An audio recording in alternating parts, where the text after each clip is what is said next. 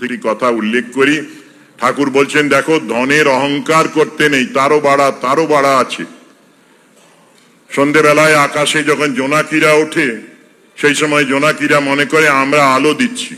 একটু পরেই নক্ষত্রের আবির্ভাব হয়, তখন জোনাকিরা ম্লান হয়ে যায়। নক্ষত্রেরা ভাবতে শুরু করে, তাদেরও অহংকার হয়, তারা ভাবে আমরা জগৎকে আলো দিচ্ছি।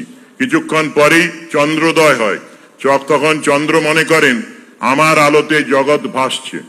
রাত্রিটা কেটে গেলে অরুণোদয় হলে ঠাকুর বলছেন তখন ওই সূর্যের উদয় হয়, সেই সময়ে চন্দ্রটা আর দেখা যায় না। বলছেন ধনের যাদের